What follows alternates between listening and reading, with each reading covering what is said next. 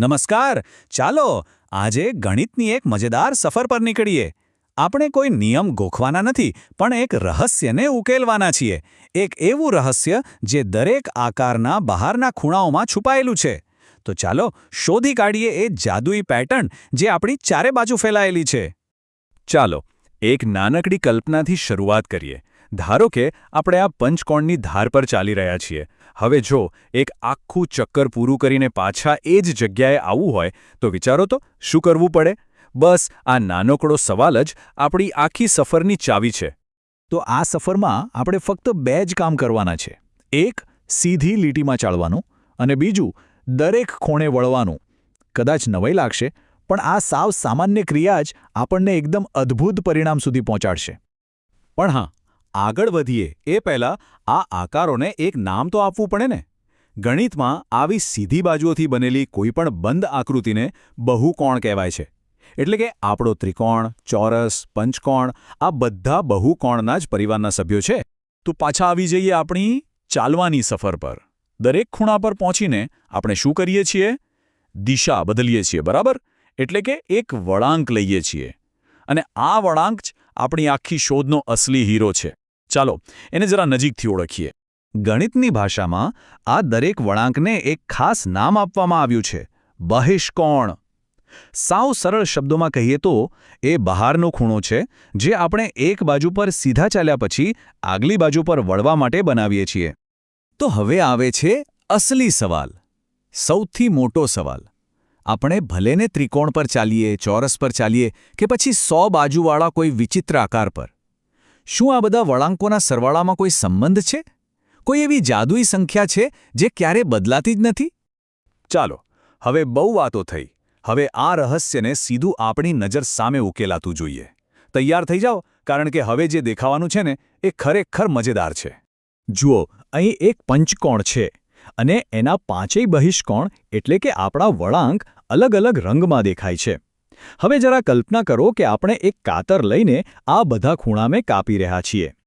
અને હવે જાદુ જુઓ, એ બધા કપાયેલા ટુકડાઓ ધીમે ધીમે એક જગ્યાએ ભેગા થઈ રહ્યા છે, જાણે કોઈ પઝલના ટુકડાઓ પોતાની સાચી જગ્યા શોધી રહ્યા હોય. અને આ જુઓ, કમાલ થઈ ગયો. બધા જ ખૂણાઓ એકબીજા સાથે એકદમ બરાબર ગોઠવાઈ ગયા અને એક આખું વર્તુળ બનાવી દીધું.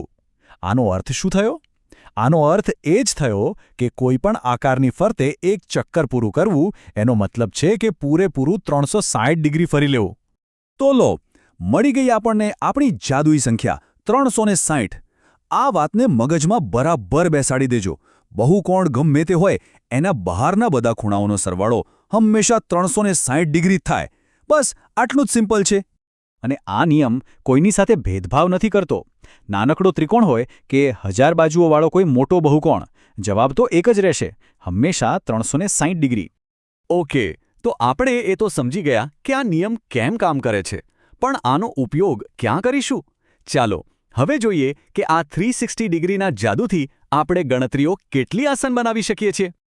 માની લો કે કોઈ આકારનો એક બહારનો ખૂણો ગાયબ છે અને આપણે એને શોધવાનો છે. અરે, આ તો સાવ સહેલું છે. શું કરવાનું? જેટલા ખૂણા આપેલા છે ને એ બધાનો સરવાળો કરી નાખો. પછી એ સરવાળાને 360માંથી બાદ કરી દો. બસ, જે જવાબ આવ્યો એ જ છે આપણો ખોવાયેલો ખૂણો. અને જો બહુકોણ નિયમિત હોય, એટલે કે એની બધી બાજુઓ અને ખૂણા સરખા હોય, તો આ નિયમ એકદમ સુપર પાવર બની જાય છે. જુઓ, જો બાજુઓની સંખ્યા ખબર હોય તો 360ને એનાથી ભાગો એટલે દરેક ખૂણો મળી જાય. અને જો ખૂણાનું માપ ખબર હોય તો 360ને એનાથી ભાગો એટલે બાજુઓની સંખ્યા મળી જાય. છે ને મસ્ત શોર્ટકટ? અહીં એક મજેદાર વસ્તુ નોટિસ કરો. જેમ જેમ બાજુઓ વધતી જાય છે, 6, 8, 10, તેમ તેમ બહારનો ખૂણો નાનો થતો જાય છે. ષટકોણનો ખૂણો 60 ડિગ્રી છે, પણ દશકોણનો માત્ર 36. એવું નથી લાગતું કે આકાર ધીમે ધીમે વર્તુળ બનવા તરફ જઈ રહ્યો છે? તો આપણી આ નાનકડી પણ રસપ્રદ સફર હવે પૂરી થવા આવી છે. તો અંતે આપણે બહિષ્કોણના કયા રહસ્ય પરથી પડદો ઉઠાવ્યો? ચાલો ફટાફટ યાદ કરી લઈએ. આખી વાતમાંથી બસ આ 3 મુદ્દાઓ યાદ રાખવાના છે. પહેલું, કોઈ પણ આકારની ફરતે ચાલવાનો આઈડિયા, જે આપણને 360 ડિગ્રીના જાદુ સુધી લઈ ગયો.